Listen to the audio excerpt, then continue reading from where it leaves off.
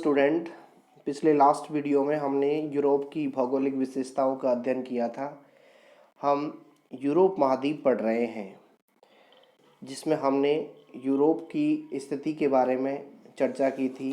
साथ ही उस पर सागर का प्रभाव, उसका धरातलीय स्वरूप, वहाँ की खनिज संसाधन, पशुपालन और विभिन्न प्रजातियों का जो समूहन हुआ है उस महाद्वीप के अंदर, उसका अध्ययन किया था।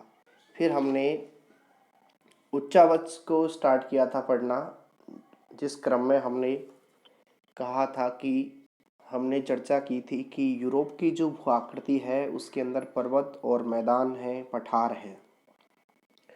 तो फिर चर्चा की हमने कि धरातलीय दृष्टि से यूरोप को 3 भागों में बांटा गया है: उत्तरी पश्चिमी पर्वतीय प्रदेश, मध्यवर्ती मैदान और दक्षिणी पर्वतीय प्रदेश। तो उसमें से हम पहला पढ़ते हैं आज, उत्तरी पश्चिमी पर्वतीय प्रदेश। अगर हम उत्तरी पश्चिमी प्रदेश को देखें तो ये यूरोप का प्राचीन पर्वतीय प्रदेश है और ये उत्तरी और पश्चिमी भागों में फैला हुआ है। इसको भी हम अध्ययन के हिसाब से देखें, अगर आप मैप पे देख रहे हो, मैप पे देखना इसे एटलस के ऊपर, तो इसको हम 2 भागों में बांट सकते हैं कि स्कैंडिनेविया के पर्वत और दूसरा ब्रिटेन और उसके समीपस्थ जो छोटे छोटे द्वीप हैं वहाँ के पर्वत। क्योंकि हम रिलीफ पढ़ रहे हैं, उच्चावच पढ़ रहे हैं, जिसके अंदर हम पर्वतीय प्रदेशों का अध्ययन कर रहे हैं। स्कैंडिनेवियन, इसके ये जो शब्दावली है, यहाँ पे ये कंट्री है नॉर्वे, स्वीडन, फिनलैंड और डेनमार्क। इनको मिला के ये जो प्रदेश है इसको हम स्कैंडिनेवियन के नाम से कहते हैं। यहाँ की पर्वतमाला का भी इसी के आधार पे नामकरण है, स्कैंडिनेवियन पर्वतमाला। यह ऊंची पर्वतीय भूमि है और इसका विस्तार हम देखें कि पश्चिम में ये फिनलैंड से और महाद्वीप में पूरब की तरफ रूस का जो कोला प्रायद्वीप का फेनो है वहाँ तक ये फैला हुआ है।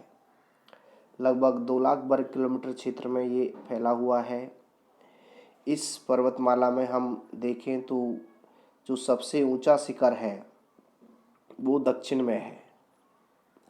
फिर उससे उत्तर की ओर बढ़ते हैं तो ये भूमि ऊंची, नीची और तंग है। यहाँ की स्कैंडिनेवियन पर्वतमालाओं में जब हम इसकी फिजियोग्राफी स्ट्रक्चर देखते हैं तो एक विशेष बात ये देखने को मिलती है कि ये पर्वतमाला प्राचीन समय में हिमानियों से बहुत प्रभावित हुई है। यानी विश्व में कहीं पे भी हम फिजियोग्राफी पढ़ते हैं, वो आकृति विज्ञान, तो उसके अंदर हम देखें कि ये जो स्कैंडिनेवियन प्रदेश है इसमें सबसे ज़्यादा यहाँ की जो ये पर्वतमालाएं हिमानियों से प्रभावित हुई हैं, क्योंकि यहाँ एक विशेष प्रकार की स्ट्रक्चर पाई जाती है जिसे फ्योर्ड कहते हैं। तटीय भागों में यहाँ गहरी डूबी हुई घाटियाँ हैं, यानी घाटियाँ ऐसी हैं जो समुद्र के अंदर तक गई हैं और डूबी हुई हैं, उनको फ्योर्ड कहा गया है। नॉर्वे की जो फ्योर्ड तट हैं उनको हम भूगोल में पढ़ते हैं, उनका नाम हमने कई बार सुना है। तो ये प्राचीन हिमनद की ही घाटियाँ हैं जो अब जलमग्न हो गई हैं, यानी जल के अंदर चली गई हैं। दूसरा इसी पर्वतमाला का भाग है ब्रिटेन और समीपस्थ द्वीपों में। तो ब्रिटेन के अंदर हम देखें कि स्कॉटलैंड है, वेल्स है और आयरलैंड है। ये सब मिलके यूनाइटेड किंगडम के नाम से जाना जाता है। इसके उत्तर दक्षिण का जो भाग है वो भी इसके अंदर शामिल है। यहाँ पे जो पर्वतमालाएं हैं वो प्राचीन हैं, कटे फटे हैं, ऊंचे भाग हैं। ये ब्रिटेन का एरिया है। तो ये इन दोनों को जो पढ़ते हैं, स्कैंडिनेवियन पर्वतमाला का क्षेत्र और ब्रिटेन और समीपस्थ के द्वीपों का जो पर्वत हैं, ये सब उत्तरी पर्वतीय प्रदेश है यूरोप महाद्वीप का। नेक्स्ट हम देखें कि इसका मध्यवर्ती मैदान। तो मध्यवर्ती मैदान यूरोप में पश्चिम से पूरब की ओर है, अर्थात पर्वत है, बीच में मैदान है। इसका हम देखें कि एक्सटेंशन, विस्तार कहाँ कहाँ पे है, तो रूस, उसके बाद बाल्टिक देश, जर्मनी का उत्तरी हिस्सा, स्वीडन का दक्षिणी हिस्सा, डेनमार्क, हॉलैंड, बेल्जियम, उत्तरी फ्रांस, दक्षिणी पूर्वी इंग्लैंड भागों तक ये फैला हुआ है। इस मैदानी भाग पे कई सारी नदियां बहती हैं, जिसमें वोल्गा और यूराल नदी है जो उत्तर से दक्षिण की ओर बहती है, और जो विश्व की सबसे बड़ी अंतःस्थलीय झील है कैस्पियन सागर, उसके अंदर ये वोल्गा और यूराल नदियां गिरती हैं। यूरोप की विशाल नदियां हैं। इसके अलावा नीपर है, नीस्ट है, डॉन, ये नदियां ब्लैक सी के अंदर गिरती हैं, अर्थात काला सागर के अंदर। इसी का हिस्सा अगर हम दक्षिणी पूर्वी इंग्लैंड को देखें, वहाँ का जो मैदान है वो यूरोप के मध्यवर्ती मैदान का ही पश्चिमी हिस्सा है, जहाँ पे टेम्स नदी प्रभावित होती है या प्रवाहित होती है। और फिर इसमें आगे हम देखें कि यह मैदानी भाग पश्चिम से पूरब की ओर सकरा है और नीचा है, यानी पश्चिम से जब पूरब की ओर जा रहे हैं तो इसका ढलान है और ये नीचा होता जा रहा है, जिसमें हम पोल्डर का नाम सुना है। हॉलैंड के अंदर पोल्डर ऐसे प्रदेश हैं, ऐसे मैदान हैं जो समुद्र के नीचे चले गए हैं, अर्थात समुद्र से नीचे हैं। वहाँ पे जो समुद्र का सी लेवल है वो ऊपर उठ गया है, जिसकी वजह से ये मैदानी हिस्सा है जो हॉलैंड का पोल्डर है वो समुद्र के नीचे जलमग्न हो गया है। तो ये हम देखें कि मध्यवर्ती यूरोप के अंदर मैदान है। नेक्स्ट देखें तो दक्षिण के अंदर भी पर्वतीय प्रदेश है। यूरोप महाद्वीप के दक्षिण में पूरब से पश्चिम तक उच्च पर्वतों की श्रृंखलाएं हैं। यहाँ पे ऊंचे पर्वत हैं जिन्हें एल्पाइन पर्वतमाला के नाम से जाना जाता है। इस पर्वतीय प्रदेश के अंदर विभिन्न प्रकार की भू आकृतियाँ देखने को मिलती हैं। विभिन्न प्रकार के उच्चावच हैं जिनमें पर्वत, पठार, मैदान, नदी, झील, घाटियाँ ये यहाँ पे दक्षिणी पर्वतीय प्रदेशों में फैली हुई हैं।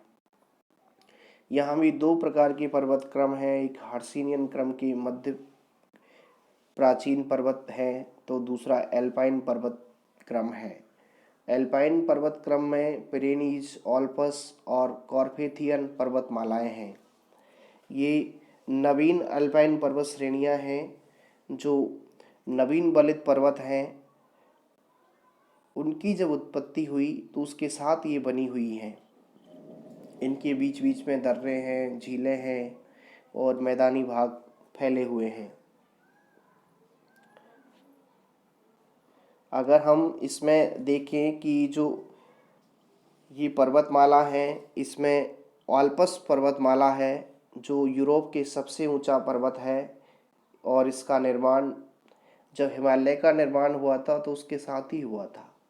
यानी जो टैथिस सागर था जिसमें भूसन्नति जो थी, उसमें जब पार्श्विक संपीड़न हुआ, वैगनर के महाद्वीपीय विस्थापन या और भी हम हिमालय की उत्पत्ति के सिद्धांत जब देखते हैं तो उसमें हम देखते हैं कि यहाँ पे एक पहले विशाल सागर हुआ करता था, विशाल भूसन्नति थी, जिसके दोनों पार्श्वों पर दोनों तरफ से जब दबाव पड़ा तो उसका बीच वाला भाग ऊपर उठ गया और वो हिमालय पर्वतमाला है। उसी क्रम में वो आगे आल्पस पर्वतमाला बनी और बचा कुचा जो हिस्सा कैस्पियन सागर, अरल सागर है और भूमध्य सागर है, इसी टैथिस सागर का हिस्सा बचा है ये, यानी जो टैथिस सागर था उसके ही ये अवशेष हैं।